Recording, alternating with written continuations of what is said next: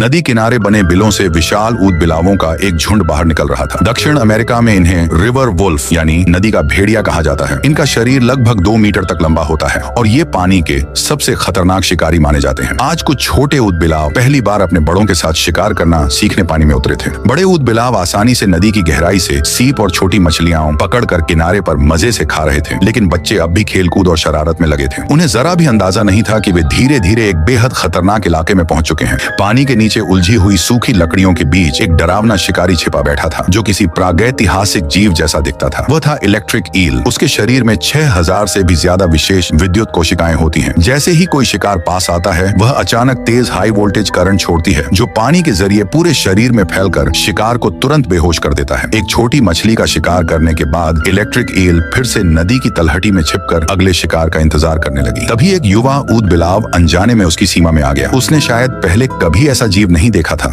जिज्ञासा में वह धीरे धीरे ईल के पास जाने लगा। जैसे ही उसकी नाक उस चिकने शरीर को छूने वाली थी, अचानक एक भयानक बिजली का झटका फूटा। ऊद बिलाव दर्द से तड़प उठा और उसी पल उसका शरीर सुन्न पड़ गया। पानी की सतह पर तैरते हुए उसने कमजोर सी मदद की आवाज निकाली। दूर मौजूद उसके साथी तुरंत सतर्क हो गए और तेजी से उसकी तरफ दौड़े। वे घायल ऊद बिलाव को खींचकर सुरक्षित कीचड़ वाले किनारे तक ले आए। अगर समय रहते इलाज न मिलता तो उसकी जान भी जा सकती थी। यह सचमुच समय के खिलाफ एक लड़ाई थी। पूरा झुंड अपने बेहोश साथी के चारों ओर जमा हो गया। वे लगातार उसे धक्का दे रहे थे, उसके शरीर से रगड़ खा रहे थे और उसके बालों को सहला रहे थे। यह सिर्फ प्यार या चिंता नहीं थी, बल्कि उसे बचाने की कोशिश थी। शरीर के इस लगातार संपर्क से वे उसके सुन्न पड़ चुके तंत्रिका तंत्र को दोबारा सक्रिय करने की कोशिश कर रहे थे। कुछ देर बाद घायल ऊद बिलाव के पंजे हल्के हल्के कांपने लगे। बिजली के झटके का असर धीरे धीरे कम होने लगा और उसकी धुंधली आंखों में फिर से चमक लौट आई। आखिरकार अपने परिवार की एकजुटता और देखभाल की वजह से वह मौत के मुंह से वापस लौट आया।